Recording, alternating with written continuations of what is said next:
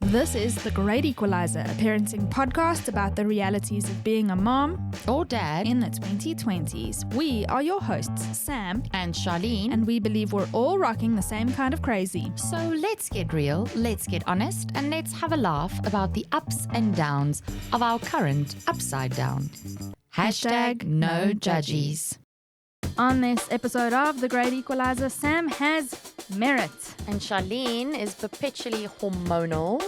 We also chat to author, content creator, and philanthropist Nozibele Mayaba about her book, Positively Me, as well as her work in HIV awareness and philanthropy.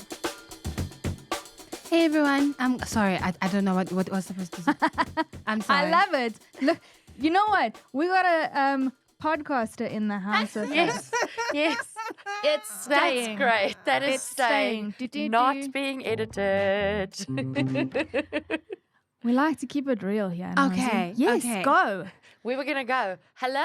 Hello. Let's say it all together. 1, 2, 3. Hello. Nozi, go. I love a We woman left who you just hanging. went, Sorry I about was that. like, sorry, I'm Am I supposed supposed to go to say in. something? I'm sorry. No, Go. Yeah. you're in. Hello. Go. Hi. Hi everyone. Thank you so much for having me. We're not alone, Charlene, as you can see. Yes, and what a pleasure to have a guest in the house. Nozi, Hi. I need to just list your accolades. I know that you can do it. And I appreciate you for Yes. being a person who can stand up and do it, because not many people are like that, and we all need to kind of take a page out of your book. I'm going to list it for you. HIV activist, internationally recognized podcaster, our favorite kind of person, Exactly. podcaster, and TV host. Yes. You've partnered with Jacaranda FM and East Coast Radio to launch a youth podcast. Don't hold back, say it loud. Yes. And you have a TV show. Hashtag Yes, I Have HIV on Yeah. Honey. DSTV Channel 173, now in its second season. Yes.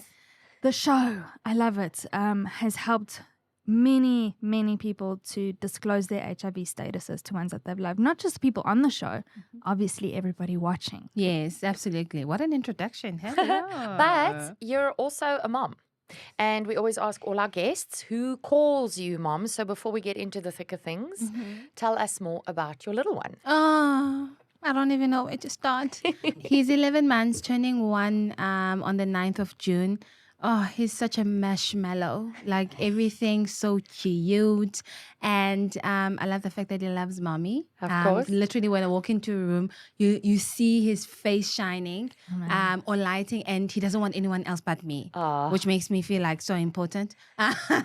And his name is Lumi Ngona Pagade, Isaiah Mayaba, but we call him Lumi. Lumi. And so it means God's love stands forever. Oh, I love that. Yeah, he calls me mommy. Oh, well, I miss the days that my firstborn, my boy child, looked at me like that. He's mostly just annoyed with me these days. Oh, please tell me So it doesn't change. Enjoy it. Oh, enjoy okay, it. let me enjoy Every now and then, I got yesterday from my 3-year-old, I got Mommy, you're so beautiful. Oh. So I was like, really? Do you really think so? And he's like, you actually are just like my favorite character. And he said, character, you're like my favorite character. I was like, oh crap, who's your favorite character? Because this answers a lot of questions. He said Elsa. Oh. Yes. Man. So like there's a lot to happen between the disdainful looks of mom, you don't know anything. And those moments. Those moments. Oh, it's the best thing I've ever done in my entire life.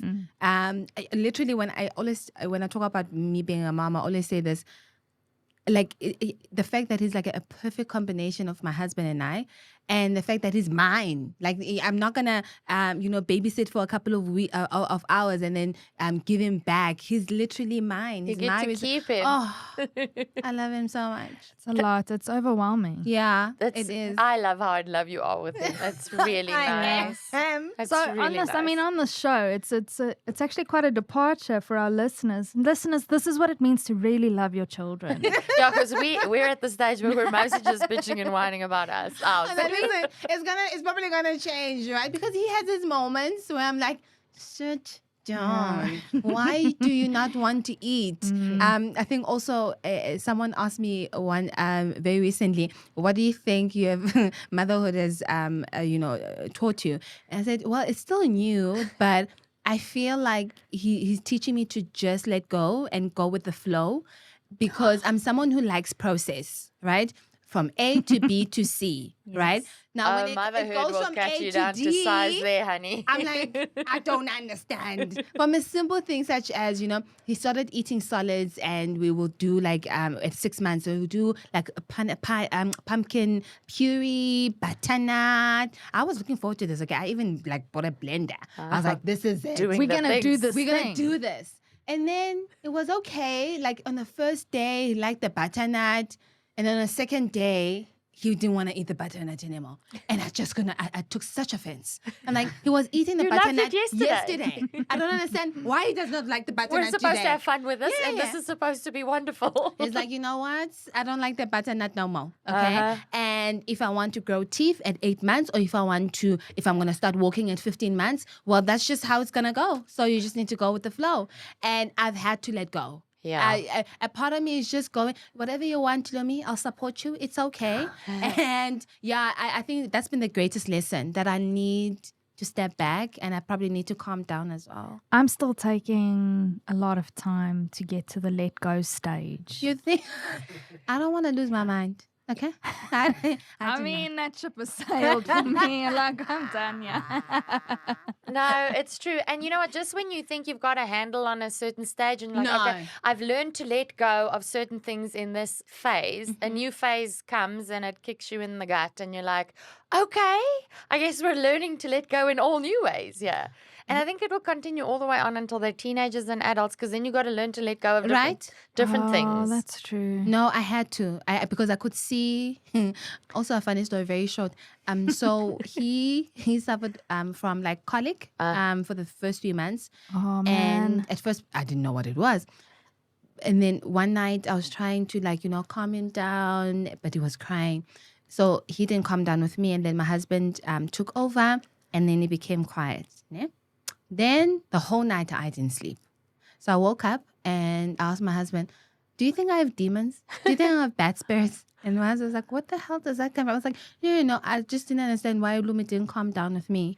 Like, do you think I should pray more? It was like a serious thing where I'm like, is there something wrong with me? Yeah, because you kind of feel like I am the mother. I am the one who's supposed to have that effect on my child. Great offense. I dare. hard relate. Thank you. It's tough, man, because also when you know that your partner needs to tap you out. Yes. You know, like, Yeah. hey, tag team this, you need to come in.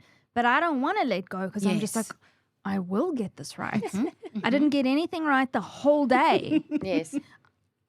When it comes to putting you to sleep, Yes. like, Just I'm give me gonna get that. this, just give me that. And you want to have the moment where they get quiet and Yes.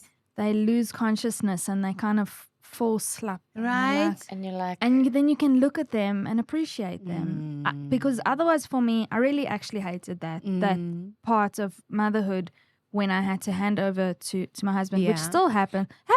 Actually, forget the baby part. It happened last night with Yeah. my 3-year-old, where I was just like, no, I'm going to get daddy to come in because I want to go shower. Yes. I was like tapped out. It's Yes. shower time. I need to like wind down for the night. And I called him in, and then afterwards I said to my husband, I'm like, was he okay? Do I need to come say goodnight? I didn't give him a hug. And he was like, he's fine. Dude did not care at all. It hurts. It hurts. I don't want to say anything because, like, honestly, it goes right to my heart. Or how they become like a different version of themselves during like the whole day. But the minute Kumbuzo, my husband, comes in the house, or I'm like, okay, sorry, he's been a little bit reckless. I'm just holding him in. I'm going to come back.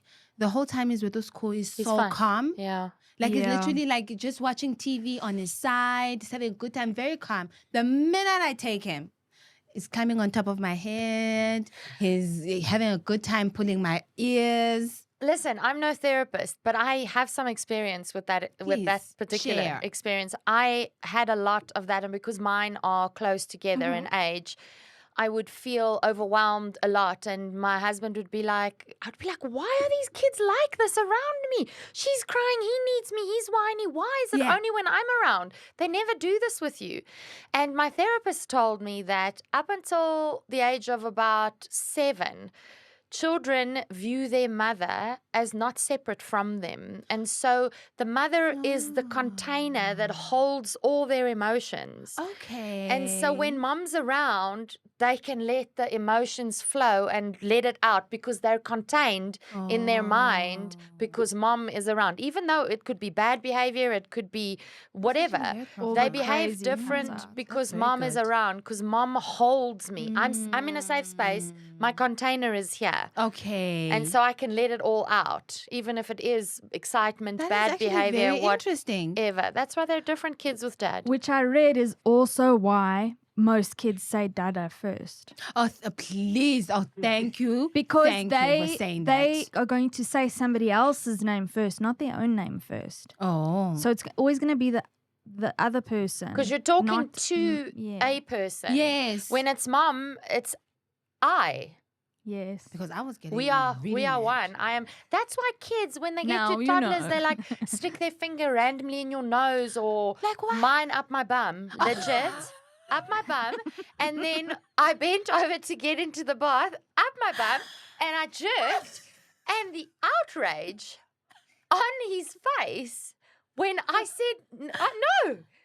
I had a reaction. Of course. How dare you not allow me to stick my finger up what is essentially in his mind, his bum. So that's fun. Thank you for making me feel better with the dada thing, because now it went from dada, daddy, now. Yeah. And I'm like, how do you even have like different versions of the way you call your dad? Also, it's an easier sound for them to make. Thank you. Because my husband is having a time of his life. No, it's where the tongue lies, and it's just an easier da sound to make. Validated. Anyway. You're going to be joining us, obviously, for our next segment.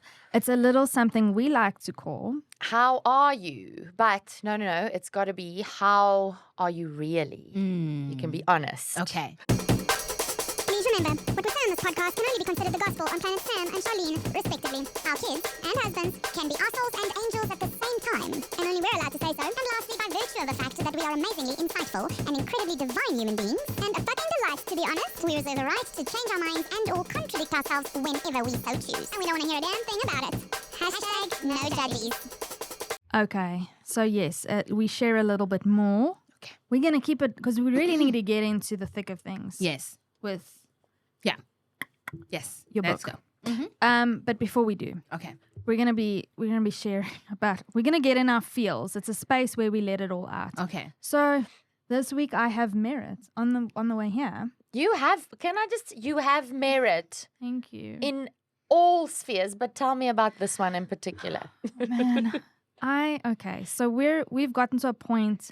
My eldest is in grade 1, Okay. which we don't want to be. I don't know. You don't want to be like the bear. You don't want to be that guy who's just wait. Mm-hmm. Just you. Oh, he's 1 now. Just wait till he's 2. Yes. Just wait till. We don't want to ever be like that. But one thing I feel is, I don't think parents are sufficiently warned about the emotional upheaval that goes with primary school. Oh no, yeah. And you're out of nappies, yes, you're out of toddlerhood, and they can communicate. A lot gets really joyous when you can speak with your child, have conversations. A lot gets, it's so fun and funny. I'm really enjoying it. But there's a lot to the school juggle. You're juggling extramurals. You're push-pulling with this is your responsibility. This is my responsibility. And also, there's a funny meme that goes around that's like, okay, nobody gives first graders enough credit. They're learning to make new friends. They have to sit still in school, and everybody's losing their teeth all over the place. Yeah. Oh. It's It's true. legitimately It's a traumatic going through so stage. much.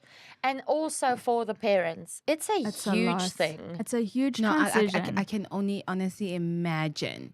Literally now taking your child to school.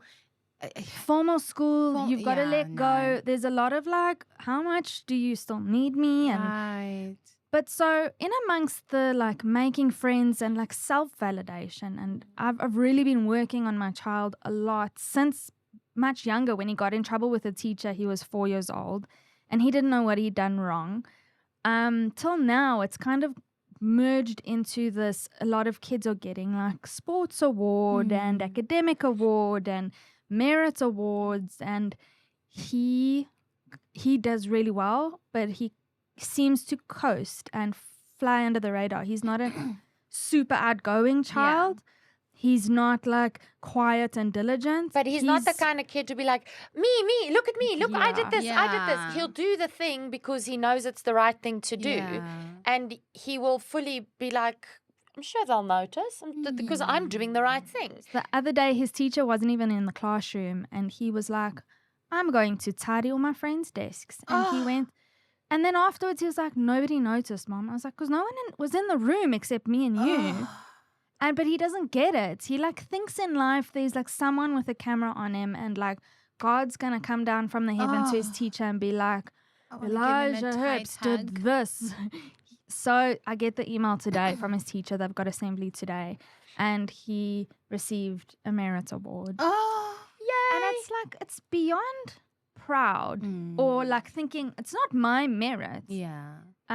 You're happy for him that he got that validation. So happy because he's been asking after it a lot, and I keep saying to him, you do the work, it'll come, but also you need to be happy with the work, the progress that you And the effort that you've put in. That's You a need beautiful to lesson. find the happiness in the it's okay because I feel proud of my efforts. Absolutely. Which is a hard thing to teach a hard. little kid. And you don't want to be like they're starting to come home with tests, and you don't want to be like, amazing, that means you got, let me work it out quick, 98.5%. Oh, you only got 6 out of 10 this week, and come down on them. You're 7. I'm really not going to put a lot of value on that. Yeah. I love you and I'm proud of you. Absolutely. It also Like- just so happens that they're working in a system where they're perpetually, it's like you get a merit because you got to motivate kids to Yeah. do things and stick to the rules. And they so still you need got to be assessed. and you have a and rewards graded, chart. yeah. And so from when they're little, you're like, so to them, there's this ripple effect of if I do this, I get this. If I do Yeah. this, I get this. And then at some point you do this, but you never get the thing. Yeah, And it right. gets harder as you get older to I get think- the thing. The most beautiful thing that I just got out of it as well is enjoy while you chasing or yearning for that merit, but also enjoy the process of doing good. I think that's Yes. just the Yeah. most beautiful thing. Never lose the process of you doing good. Yes. Oh, Regardless of the outcome, regardless of the Absolutely. award, it's the process of getting there, which is even hard for me right. Yeah. to know and learn. Yeah. So that's me. You are Oh. perpetually hormonal. I know this of you, but something has happened. You mean you know this of me that I'm a hormonal person or moody or let me not, should I read into this? Look, I can't deny any of those things. So you're not wrong. I am moody. It's just how I am. But it is hormone related, the moods. Yeah. And so I have been for a while now, like probably about a year, if I had to be honest, just not felt myself. But it's subtle things where I don't feel myself. And then I just turned 42 now in April. It was my birthday. And always around my birthday, it must be an Aries thing, I hit this incredible low emotionally. And then, but also just in my body, I haven't felt right. So for the longest time, I've been threatening. And it was time for me to go for my gynecological checkup. And I said to my husband, no, I need to go to not just the gynae. I need to check my hormones. Something's Yes. wrong. And anyway, so welcome premenopause. Okay. Yeah. Okay. So that fun thing happened in my life. It doesn't come as a surprise to me because things just haven't felt right. Yeah. And I'm glad that I have an answer Yeah. for now. I don't have to feel like a crazy person anymore. And I can have medicine and I'll be back to feeling like a human being in no time. Well, treatment, because I think, and we will get into this at a later point in the year, I think we're going to delve deeper into women's health. yeah. But I don't know if you feel the same, because also you are an HIV activist. And Yes, so in yes. terms of women's bodies and your body, I'm sure that you've also had the experience that sometimes the knowledge is limited. And Yeah. you have to fight for like, actually, I don't feel right about that prognosis or diagnosis or the doctor's way of going forward, or something still doesn't sit right. And so And the weirdest thing also is that I didn't even realize that half the things I'm experiencing is as a result of my hormones. Wow. The strange things like ringing in my ear sometimes. Really? And brain fog, and like, or you feel tired and then you think, okay, I didn't sleep well last night, so that's why my That must brain be, my brain is foggy happens a today. lot. And dizziness, like just Yeah. weird feeling like vertigo almost from time to Wow. time. And strange things, and it's not consistently happening, so you don't actually realize. And then I am on an antidepressant, so when I hit like a really low in my emotional state, and nothing has astronomically changed in my life or my surroundings, I'm like, why am I feeling this low? What's wrong with me? And then I'm like, oh, it must be hormonal. It must be that time of the month. And then even when it's not that time of the month, strange things. And so it's just weird. And if I didn't see things on social media, there's this doctor who's a specialist in menopause specifically. And obviously the phone is listening because I had said something about perimenopause or Mark whatever. Zuckerberg And is like obviously tuning in. Always the case. And I'm grateful in this instance that it got pushed onto my feed, because then I went down the rabbit hole and I read her book, and there's a lot of medical studies that have been published about these symptoms. And then all of a sudden I was like, tick, Yeah. tick, tick. Mauritius holiday. Yes. Free Mauritius holiday.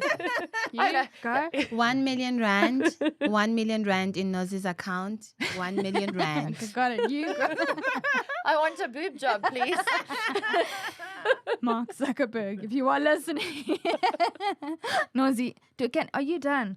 Have you aired? Have I'm you done. ranted? Yes, I've aired my things. How are you? How are you? But really, really. how are Wow. Whew. Busy, tired. But we're pushing through. But I'm happy that I get to acknowledge that, okay, it's busy and I'm tired. And there's just a lot happening, right?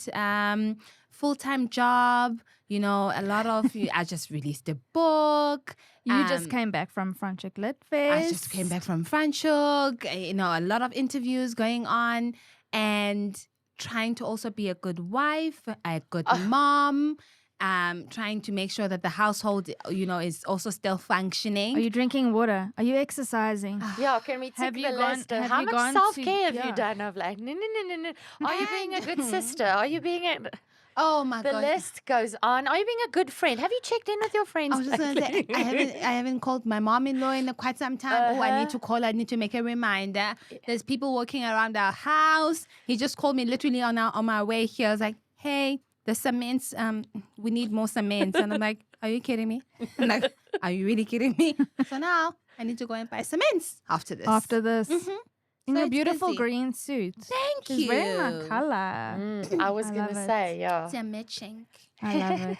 I love Yeah, it. so but I am happy that I get to acknowledge that, okay, it's busy. It just happens to be that period, but I'm hoping I'm going to get an opportunity to it's going to wind down. You can come Might with me on my Mauritius Oh, holiday. that'll be nice.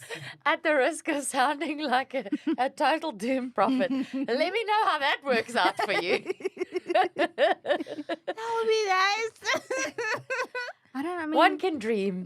'cause we've spoken about some things here that aren't even in your book. Yes. And I mean, there's more to come, I'm assuming, based on how busy you are now. Yeah. Like, okay, we're gonna get into it. Yes. So let's do this thing. Let's talk about Positively Me, daring to live and love beyond HIV. So Nozi, okay. You had me in tears with this book. Oh. Yeah, there were moments that I was like, ew. what was it that like really caught me? I think when you met your husband. Yes. Yes. Yeah. And you were on your first date. Yes. So, I mean, in case anybody didn't already know, the book is about your journey, your life's journey to date, with the crucial turning point of your HIV status. Yes. And learning that you were positive in 2013. And we're going to talk about that journey. But that the moment for me was finding love in this man who is now your husband, and he showing you affection in a moment I think you assumed he was going to reject you. I was expecting it, yeah. And you said in the book, I wanted to hurt him. Yeah, because I felt like it was also his revenge for making me feel some kind of way and feelings that I thought I'd buried. Because at that point in time, I'd already made kind of peace.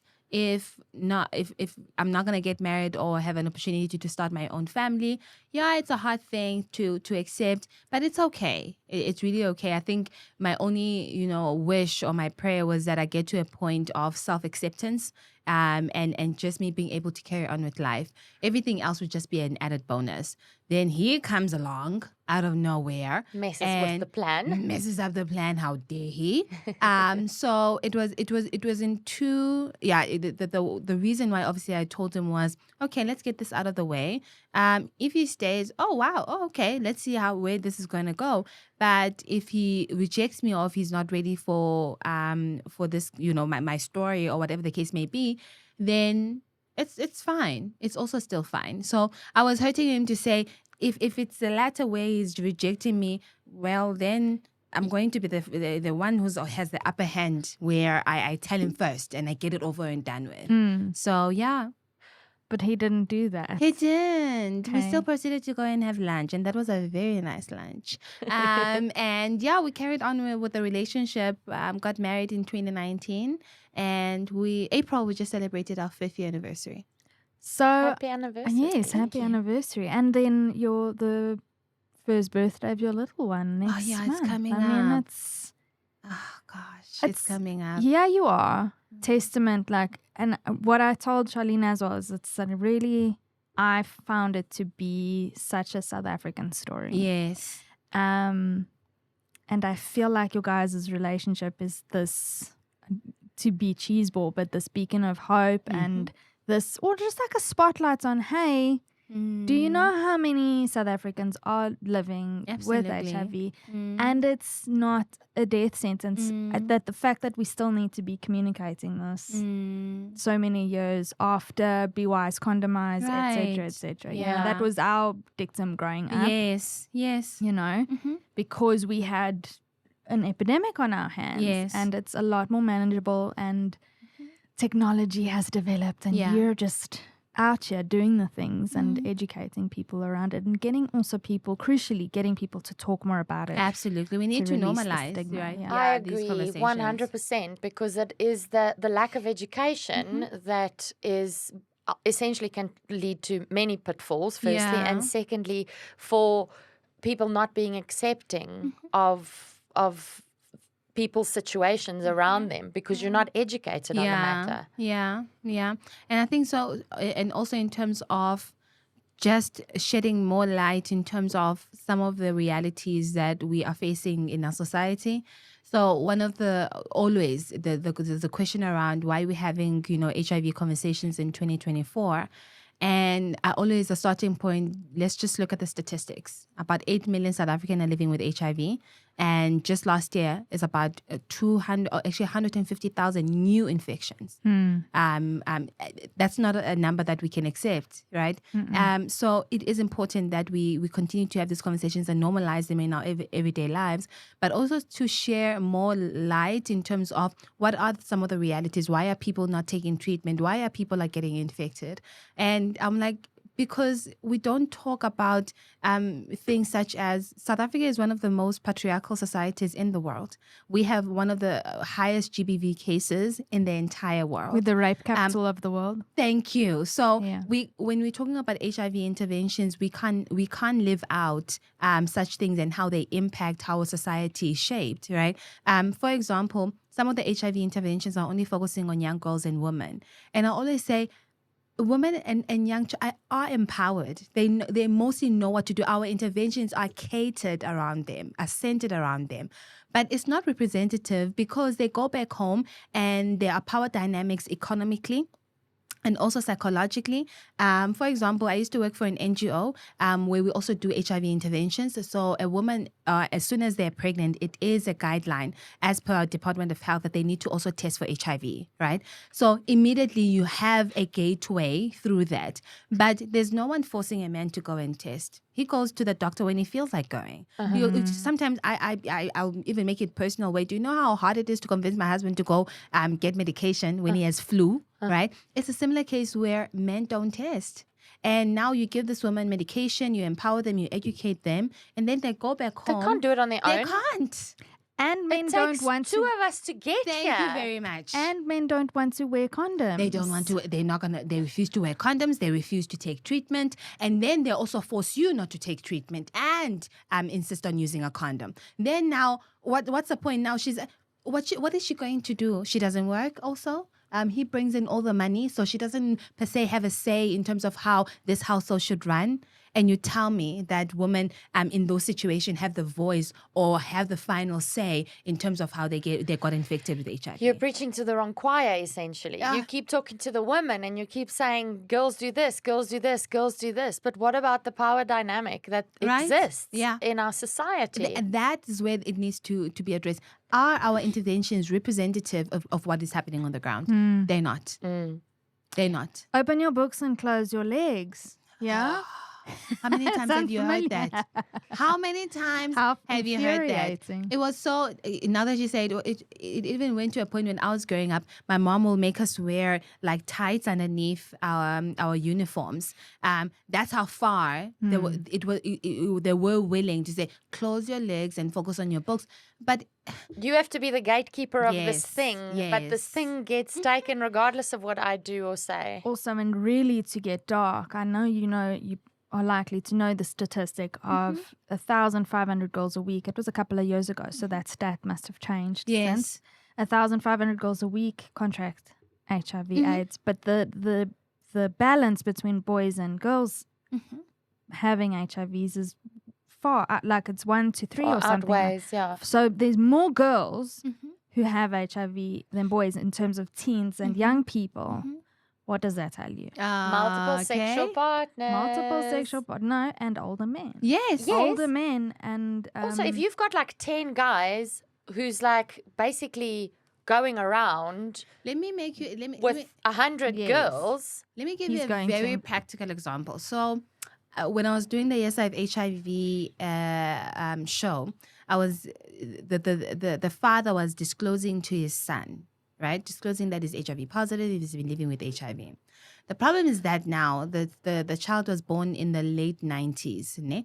The problem is, obviously, I'm asking, do you think there is a chance that the child was infected? He says, no, but you can see it's a bit cagey, right? So the son comes through just before the disclosure, or actually after the I disclosure saw happens, the son's right? look. Yes. So the son, I ask him, has he ever tested?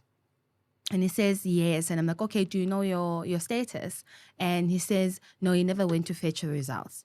Automatically, I know he's lying because when you go and test, you get your results immediately. What would make you not go and fetch your result? That doesn't yeah, make either any you're sense. afraid of what the Okay. result's going to say or you know already. You know already, right? Oh, okay. So, do you have a girlfriend? Yes, I have a girlfriend. Okay. Do you use protection? Sometimes. Okay. That's where the cycle starts. That's where the cycle starts. And then what's going to happen is you are thinking to yourself, you are raising, this child, focused on books, and all of that, a really good child. Then they meet a boy like the one that I just described. So you see how it's a simple, it's not rocket science. It's like literally what is happening in our communities. It's just, just be responsible. Just be aware, be equipped with the knowledge, and be responsible with the knowledge. And also, we live in communities where, and I'm sorry to say this, traditionally Black conservative families where you don't talk about sex. I was just going to ask you about that because a friend of mine, we were Yes. having quite a frank discussion about sex one random Sunday afternoon Yes. after lunch, which is a heavy topic for a Sunday lunch. I will agree. But, and we were talking about, it actually came about because we're planning this series that we're going to do about female reproductive health, knowing and Yes. understanding our bodies. And I said that it was only once I started wanting to have children that I really became educated on what my ovulation is, how it works, your fertile period. Only when I wanted to start conceiving children did I really fully understand how my body works. And Yes. okay, it's probably contributed to the fact that I left biology as a subject the minute I could at school. And I probably could have read a couple of more books on this, but it What, only as a teenager? no, I mean as a young adult. So only because I had my kids late. So as in my young adulthood, I could have read Yeah. about it more. But it wasn't of interest to me. And if you think you know what's going on, there's no reason for you to think, okay, well, let me go read up about this. Once I start thinking, oh, okay, I want to have children, you start reading about it. And then you learn about your Yep. cycle and you learn about ovulation and what. Similar things happened to me. And so it became apparent to me, and I was discussing with these friends, and I was like, I just feel like I want to talk about this with my daughter as often as possible, as young as she possibly can learn about it. Because I think if you understand your own body Yeah. and just even understanding your cycle, as a young girl, I was taught that you abstain. Because good girls abstain, Yes. and for religious purposes, the way I was Same raised, with me. and also otherwise you don't want to be labeled a slut or whatever. And then these are the conversations I was having in the house, and I don't necessarily want to have those conversations with my daughter.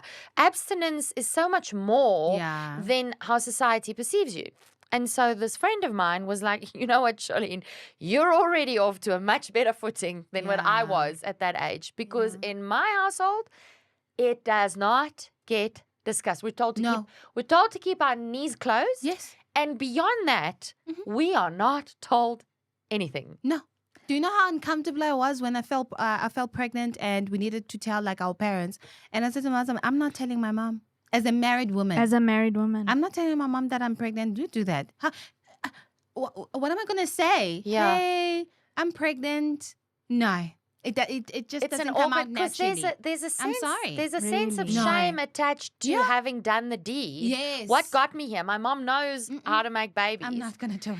And also just down to your menstrual cycle. Like girls, I remember in one of my very first jobs working with a company where they educated young girls in primary school already about starting your period. Yes. And these girls don't know what's happening to their bodies. I think we just need to change our mindset because this had been a very hot topic even on social media where there were parents that were fighting. Remember there was a time I'm not sure if there was a rumor where government was thinking about the possibility of introducing like sex education. So it's being rolled out, comprehensive sexuality education, but there's a huge movement against it. That's where I'm going. We cannot, it's called Leave Our Kids Alone. That movement. Man, shame. Leave our kids alone. They may not know. And it's, you know what? And I was going to say this because we know what happened on the weekend in the States now. Yes. With Harrison Butker, I think his name is, the NFL player who addressed young women. And I say this all the time. I bang on about it, about how the culture kind of bleeds into our own society and our own way of thinking. And there's this pendulum effect more towards this like hyper conservative way of not telling your kids. So Florida also put forward a bill to take the word period out of schools up until the age of 12. I had my period when I was 10. So you're not allowed to say it. And as a teacher, you'll be incarcerated if you say the word period. That's what they're putting forward. I don't know if it's come to fruition. So all of this, and it's the same thing as happening in South Africa. I interviewed these people, this movement, saying we're not allowed to teach our kids about homosexuality, about masturbation, about their body parts. We're giving them too much information. You know, the funny thing is, remember there were reports early last year on the rate of teenage pregnancy in our country, and as early as 10, like, kids are getting pregnant. Yeah. And it for me, it's, I don't know how better else to have this conversation, to say whether or not you are going to have the conversation. They are having that conversation. They are actually having sex. They're having the conversation, but not with you. Yes. Why would you not feel comfortable or provide an opportunity where Give them the correct information that will keep them safe. I said to Sam when we were first discussed this comprehensive sex education that just because I show or teach young teens about drug abuse or the risks of drug abuse or addiction doesn't mean I'm telling you to now go and Absolutely. in fact, it'll probably scare the daylights out of you to the point where you're like, whoa, I don't want to end up I like don't that. want to end up like that. Information, knowledge is power. If these 10-year-old girls know what's happening to their bodies and they are empowered to say to the boys, and the boys are empowered to have enough self-respect and respect to understand the repercussions of I make my decisions and you make your decisions. Yes. And how I make my decision in this moment, I need to have enough self-respect to know that whatever decision I make here will impact another person's life beyond what either of us can control. So while we're in control of the situation, let's make a decision that serves us both well.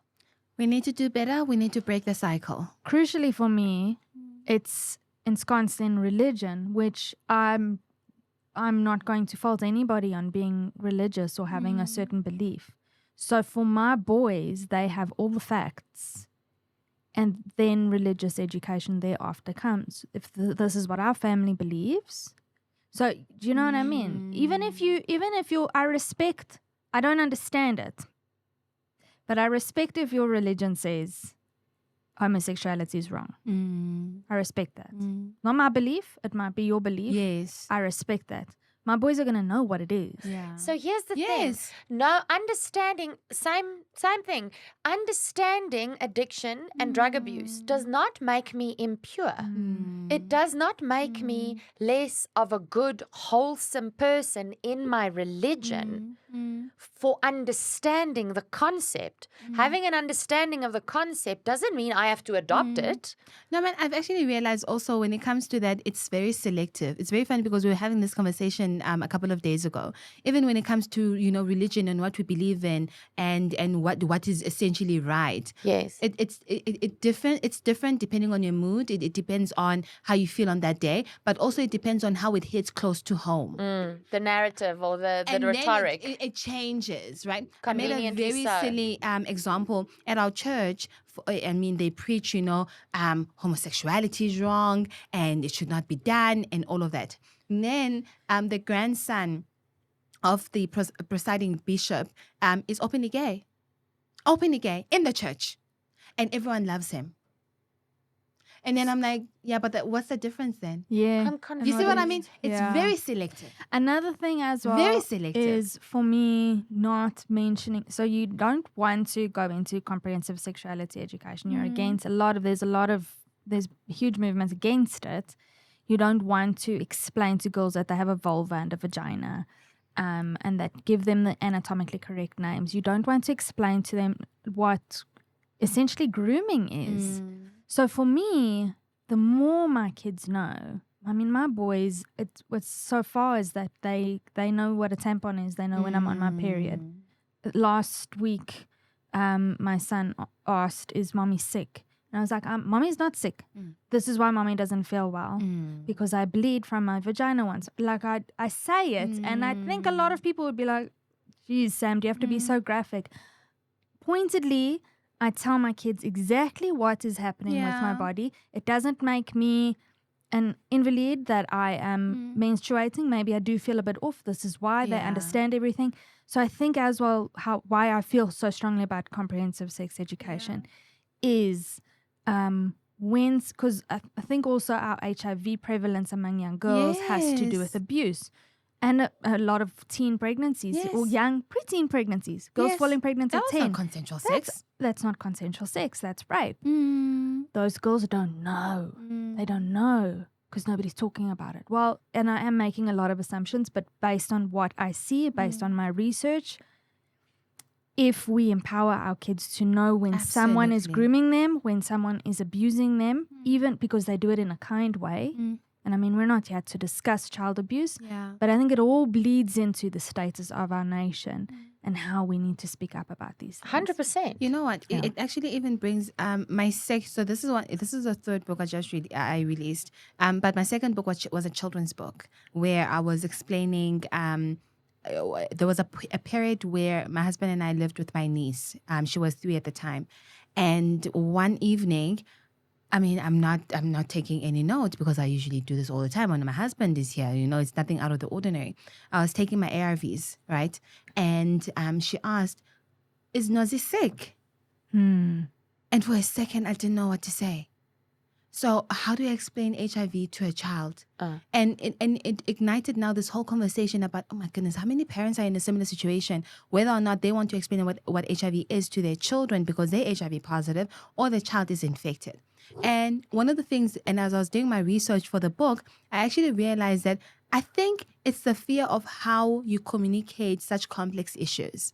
And I found that there's nothing complex, but it's just about literally simplifying these topics in a way according to the understanding of the child at the time. For example, Iminati is not going to know what HIV is. She's not going to know, but she knows what germs are. Yes. Because every time, just before she goes out of the bathroom, when she uses the bathroom, or just before she eats, she knows that she needs to wash her hands because then the germs are not good for her. The same way we right? educated little kids about COVID. Thank you. Now, when it comes to HIV, Imi, now Nozi has a big germ inside of her, right? So, in order for Nozi to keep healthy and well and not get sick, she has to take this pill.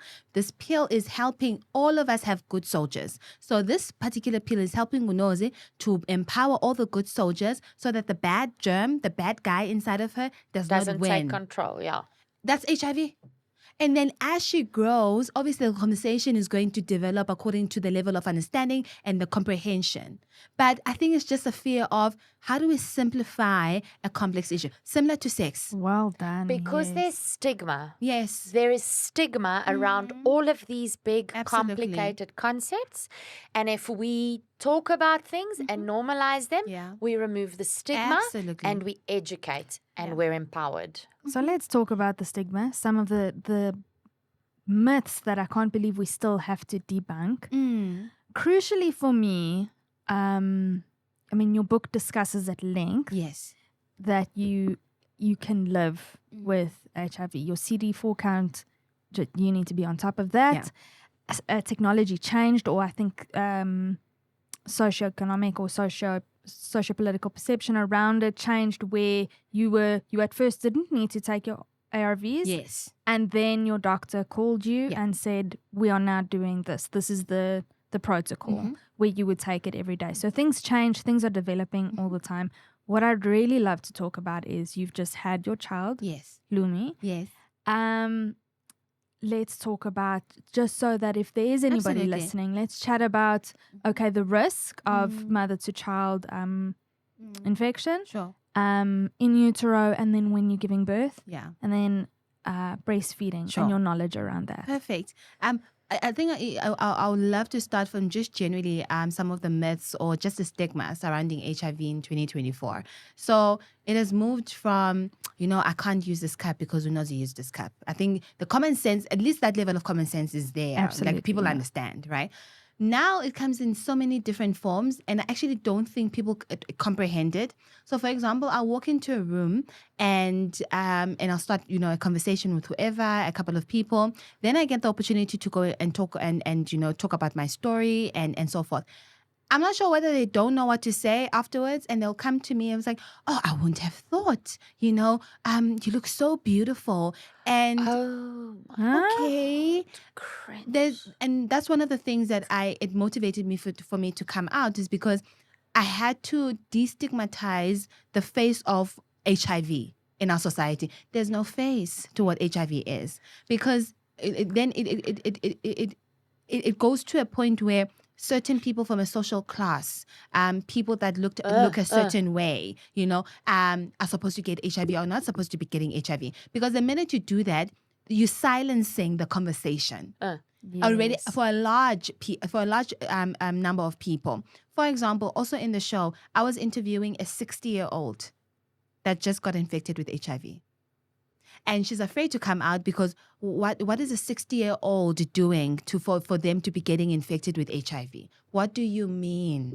Yes. Do you get what I mean? Or the fact that when I encourage even married women that please use PrEP, pre-exposure prophylaxis, used for by people that are HIV negative that want to remain so. I encourage married women to use PrEP. No, you can't. That can only mean you are meaning that they should not trust their husband. Ma'am, have you looked at the stats of married women that are getting infected with HIV? You should not trust your husband, honey. Yeah. If that's what we're saying. I would encourage you to start PrEP as soon as possible, right? So it's just how people like me are not supposed to be getting HIV. But unfortunately, I found myself in that situation. So don't discriminate like that way.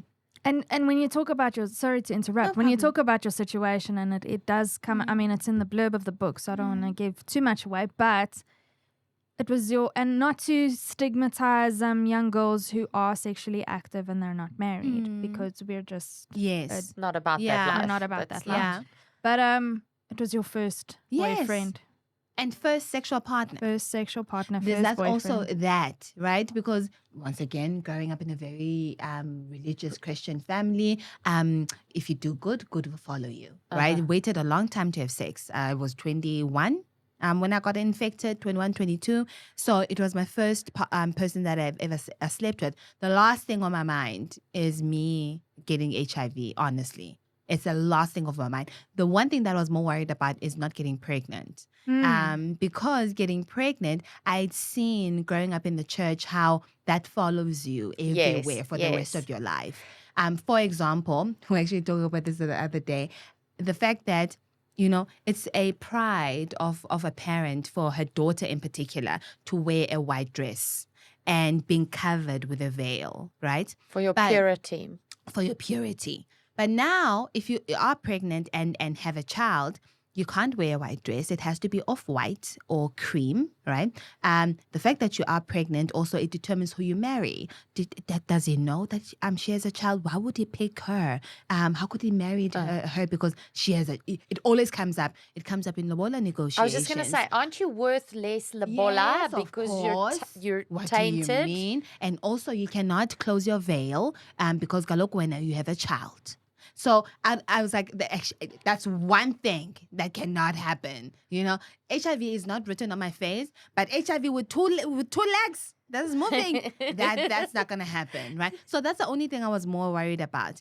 And then HIV with two legs. That's gonna Oh my God, that one makes me I smile. just could not handle. So talking about having a child, here I am now as a married woman feeling more empowered. It's been a couple of years. I'd counseled many women that are HIV positive, wanting to start their own families. I know what our guidelines are from the World Health Organization to our Department of Health in South Africa. You can breastfeed as long as your CD4 count and viral load is suppressed. What that means is you've taken your treatment to a point where the level of the virus inside your body has been minimized to where it's not the fact that the HIV is gone, but it's not harmful. Even if you have abrasions on your breast, because when you are breastfeeding, then it's you have open wounds oftentimes. Yes. Let's debunk this. Let's also talk about that. Okay, Yeah. let me finish the breast feeding one. So you can breastfeed. There's nothing wrong with that. The only measurements that you need to make sure is number one, once again, your viral load is suppressed and continues to be so. You continue on ARVs. The child is on nevirapine, so it's a form of ARV that is given to a child for 6 weeks after birth. To make sure that they continue to stay HIV negative. And also you can't mix feed.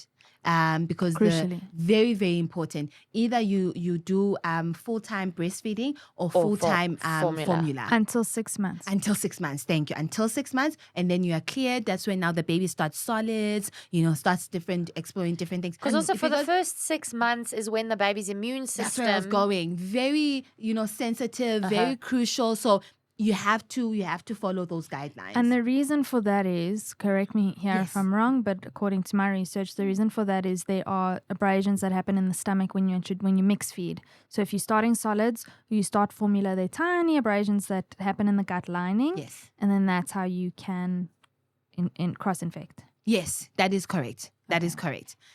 So that's the one, right? I've interviewed women when it comes to giving her different options where you can give birth. You can give birth naturally. Once again, continue your medication and also make sure that your viral load is suppressed, right?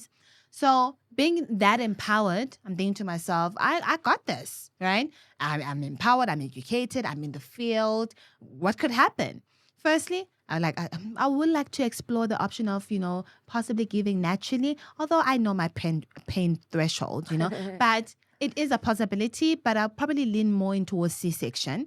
And then breastfeeding, I would like the opportunity to consider breastfeeding. This is what you're telling your gynecologist. My gynecologist, right? Find out that I'm pregnant and go to the gynecologist towards giving birth. The pregnancy was very smooth, Yeah, I had a couple of complications first semester and second trimester, where I was bleeding a little bit, but it got handled after second trimester.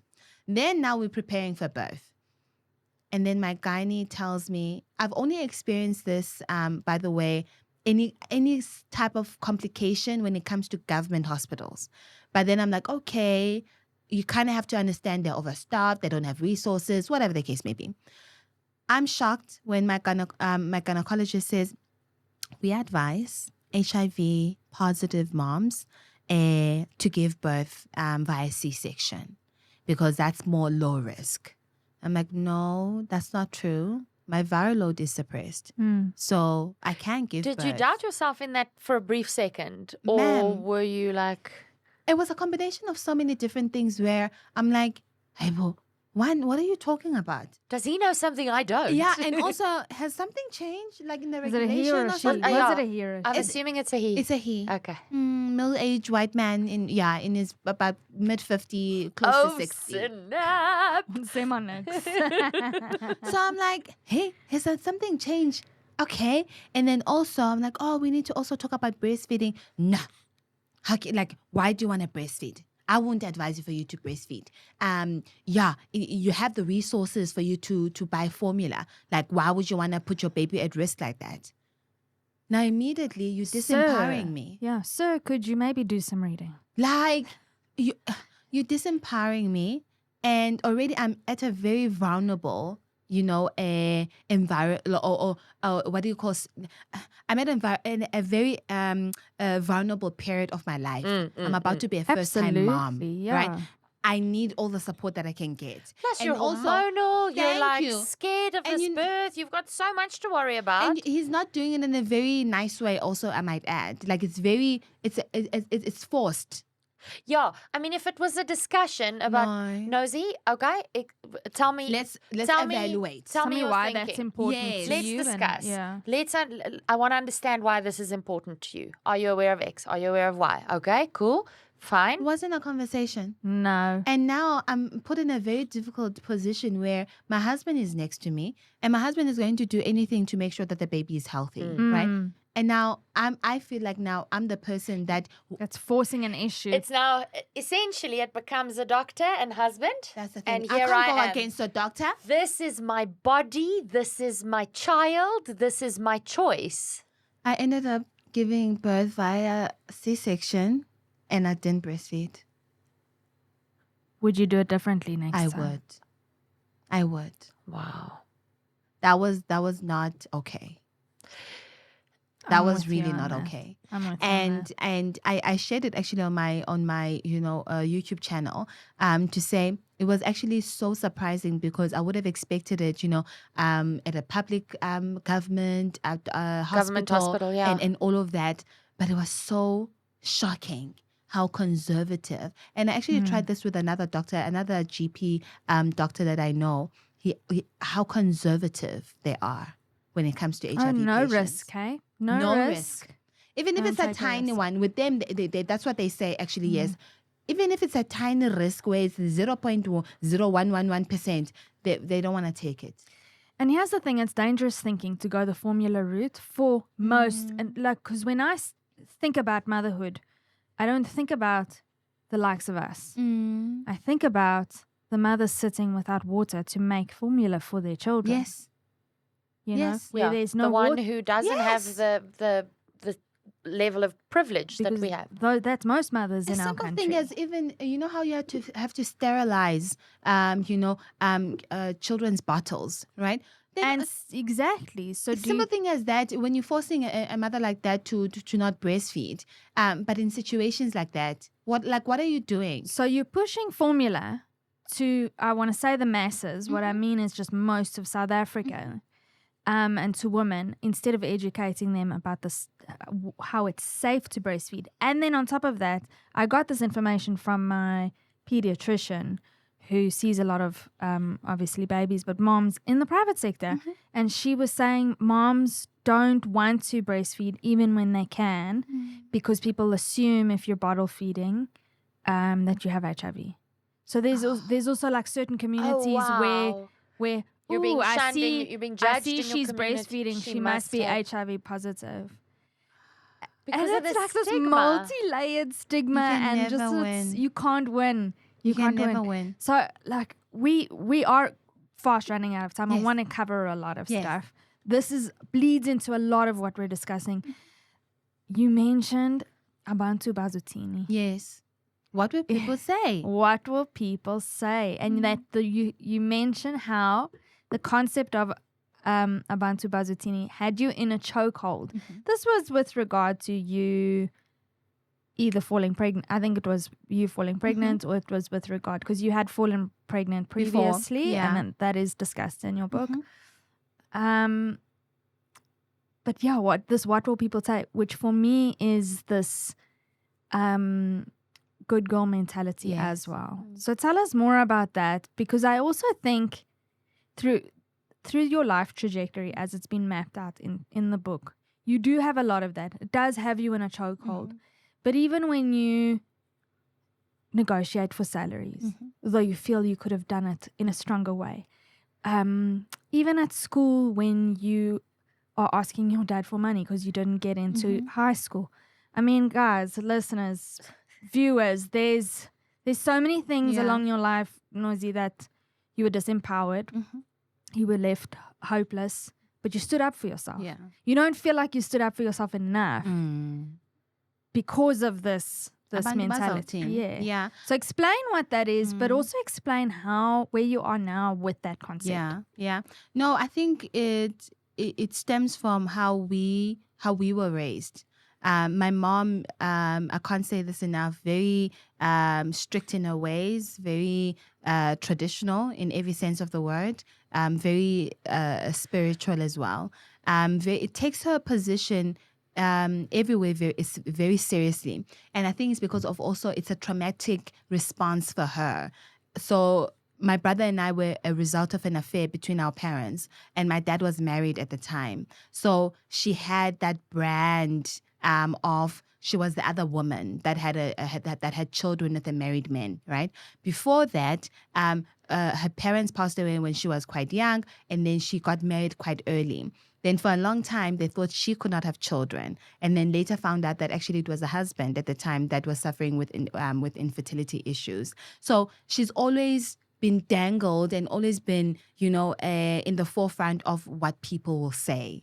So anything that's going to get people to talk, she avoids it at any cost. And naturally, that's what she's going to pass with us, right? In terms of how she raises us. Okay.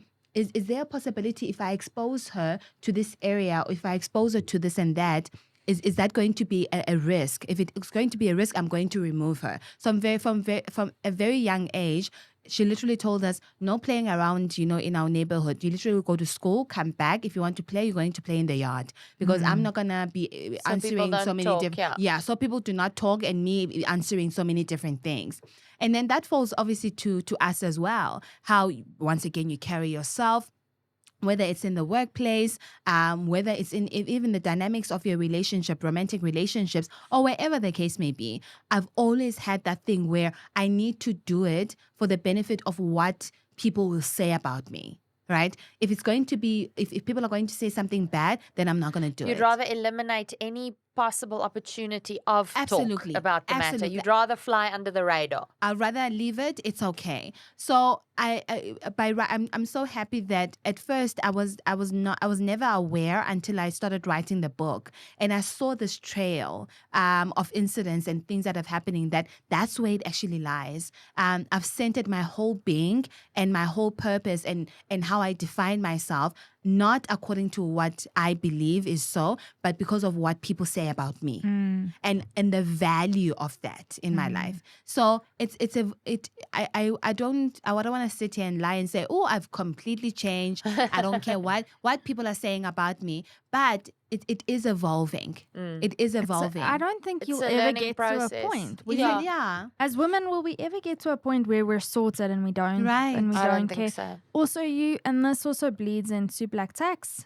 And you mention it throughout the book of you supported your household in a big way. And I don't want to gloss over these concepts, although we are coming to a close. I really don't want to gloss over them.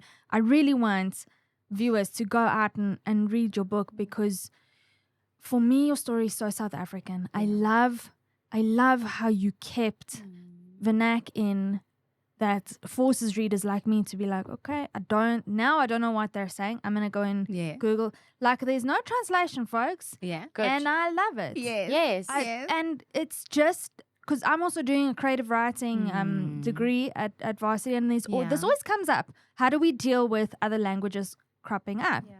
And the fact that you and Sue Nyati, who co-wrote the book with you, came to the decision, your editors, I'm assuming as well, of this is the way South Africans speak. Yeah. Very intentional. I can imagine so. Knowing what I know about what goes into a book and what goes into writing, I'm so happy that you made that decision. Congratulations on this phenomenal book. Like I say, I don't want to gloss over the issues of black tax. I don't want to gloss over Bekezela. Your mom came from a Bekezela generation, and how our generation of women. Same for us. We don't have a term Oscar Bekezela, but I think Charlene and I really just. I mean, that's just our mothers tolerated a lot. There's so many. We must. Things are the way they are. Just the way it is. Our generation of women are just like, no. No, we will not tolerate it. No, we're not doing this. Same bleeds into good girl mentality. Abantu Bazutini, what you mentioned about black tax. There's so much that you need to get shared. The book. You need to get the book. You need to see how your life trajectory. I really must applaud you. Although you did grow up in that conservative upbringing, enough of the fire within you stood up for who you are as a person, and I must applaud you. Thank you. And congratulate you. Thank you so much. On this. Thank you so much. Thanks for joining us. Thank you so much, man. This was fun. Too fun. There's too much that we could go into, but I'm going to close off with you reading a section from the book, because we always love our authors to come in and share a little bit of their writing with us. Nozi, over to you. Positively Me, Daring to Live and Love Beyond HIV. This is page 162. I could not believe what was happening. I jumped out of my car and slammed the door behind me. In the doctor's room, Dr. Sisha greeted me with the same cheerful spirit. Why was he always this cheerful? So your results came in, but I want to ask first, what made you test? He asked. I was forced to confess what happened prior to visiting him. He listened attentively, giving me the time and space to narrate everything in detail. I see, he finally said. Then gently he added, well, your results came back positive again. I started crying. What am I going to do, Doc? What's going to happen now? What do you mean? You'll be fine. No, I won't, I sobbed. I had become part of a statistic that I will research further one day soon. A population household survey taken in 2012 had revealed that 6.4 million people in South Africa were living with HIV. That translated to 12.2% of the population. HIV prevalence in my age group, 20 to 24 years, was 17.4% in females, but only 5.1% in males. This was apparently caused largely by the age differences between females and older partners and the power dynamics of these relationships. You will be fine. Trust me, Dr. Sishi reassured me. What are you scared of? I'm scared of getting sick. I'd seen people around me who had fallen ill and succumbed to the ravages of HIV in my community. Powerful stuff. Go out, folks, and get this book. We need to keep talking. We can keep talking about for hours this. and hours. Yes. But we can carry on the conversation offline. So, guys, you know this. We always want to chat. If you want to chat with us, weigh in on something, swear, rant, cry, share your experiences relating to this topic, hit us up over email at info@thegreatequalizer@gmail.com. Right. You can always DM us a voice note on Instagram, record one on your phone, pop us another mail. If you want to speak to Nozi, we will be putting everybody in touch as well, connecting you with her YouTube channel, her social media platforms. Alice will be on our show notes wherever you find your podcast. Speaking of social media platforms, listeners, please feel free to like and subscribe to our YouTube channel because that is where you see us in person. It's amazing. Yeah, guys, your support is super important to us. Every like, love, comments, and share means the world to us. We get emails streaming in often, and it really just keeps us, it's fuel for this fire. 100%. So please don't forget to review us on Apple Podcasts or rate us on Facebook. Send us a little heart or a thumbs up on TikTok or give us a thumbs up on YouTube. Whatever your poison, find us and leave a loving review. Only loving ones, please. And hit the subscribe button to us and to Nozi's channel as well. It's worth a watch, worth a tune in.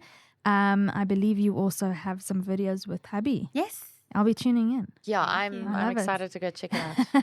In all seriousness, again, every interaction and every subscription brings one mom closer to sanity. I really do believe that. That's 100% true. The more we're seen, the better this podcast will do for you and for everyone. And also we're spreading conversations here. We're normalizing things. We're having discussions, and knowledge is power. So help us do that. And so that's it for this episode of The Great Equalizer. Nozibele Mayaba, you are doing a great job. Thank you. And we're so proud of you. Thank you so Good much, job, ladies. Mama. Yay! Congratulations for almost surviving the first year of motherhood. Thank you, Lord. Almost. You Right. deserve a medal, woman. That's an applause. You'll hear it in post. There you go. Yeah. You're also doing a good job, my friend. Thank you. Hormones and Alice. And you too. And you always have merit, just so you know, okay? Until next time, folks. Keep your mom game strong.